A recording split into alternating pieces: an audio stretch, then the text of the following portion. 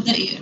The air enters through our nose into the nasal passages, pass to the pharynx, then to the larynx, then to the trachea, and after trachea it enters the bronchi, then bronchioles.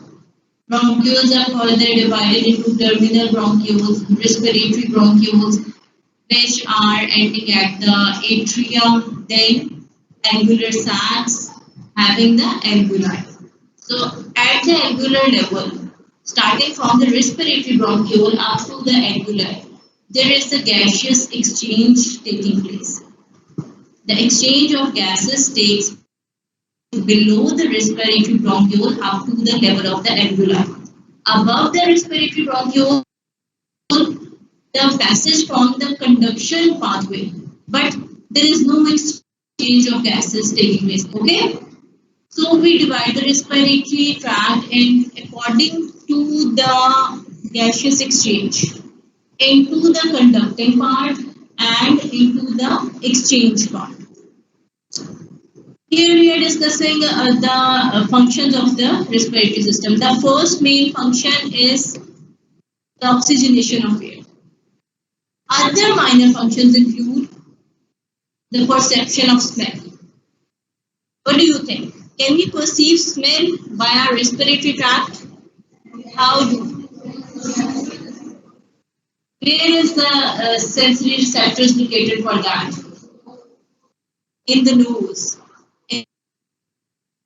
Of the nose, in the superior concha or upper part of the nasal septum, we have the olfactory epithelium. That epithelium has special receptors which are termed as olfactory receptors, and these receptors perform the function of perception of smell. Then another important function is the production of sound. When we talk, our laryngeal muscles, along with contribution from the pharynx, they come into action and our voice is produced. So the production of voice and sensation of smell and the oxygenation of air. These are the functions which are mainly performed by the respiratory tract.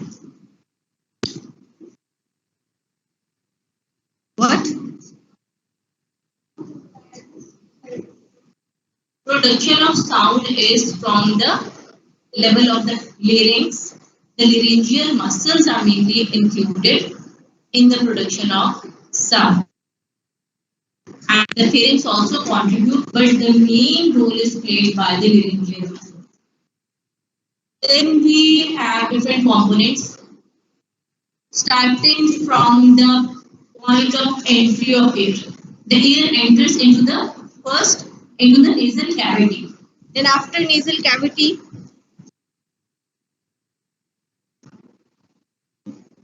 can you see this pointer? Okay. Now from the nasal cavity, it enters the pharynx. From the pharynx, it goes to the larynx, then to the trachea,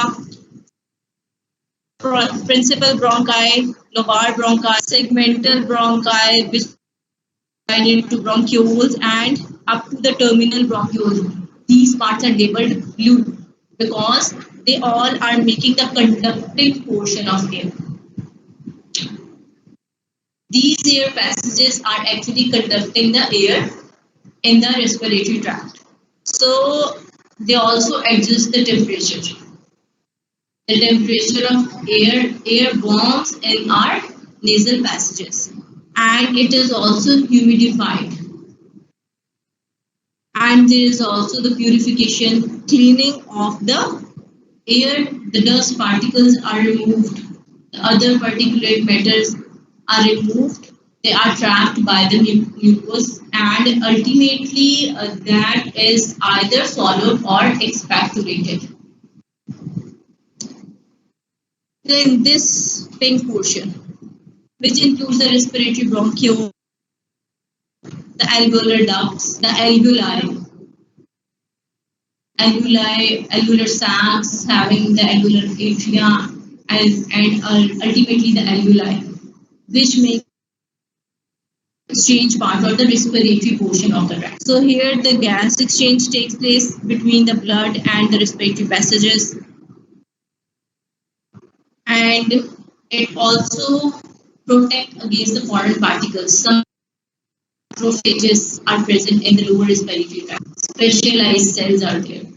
So they are also performing the immune function. They are trapping the foreign particles or they are damaging them.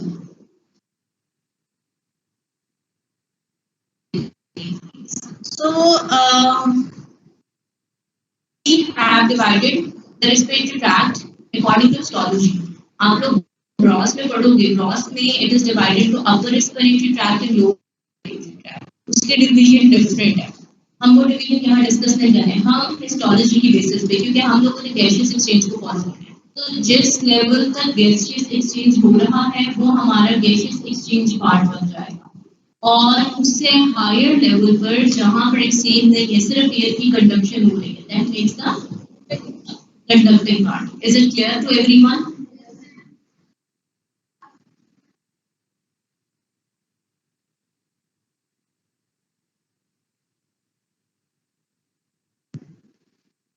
So in histology, whenever we see a structure, we see different layers in that structure. So when we study the respiratory system, we see different layers in that system, starting from the innermost layer, which is the epithelium, having different modifications. Then comes the lamina propria, the epithelium. It is mainly formed by the connective tissue. Then we have the submucosa that is containing some different glands along with the connective tissue. After that, we have cartilage. At some places, the cartilage is absent or cartilage plates are present. At some places, proper rings of cartilage are present. We will classify it accordingly. When we study these structures later on, we'll classify in every layer what structures are present in that portion and what are absent in that portion. Then smooth muscles are also present there. So first of all, we will look at the epithelium. The epithelium of the respiratory tract is the respiratory epithelium.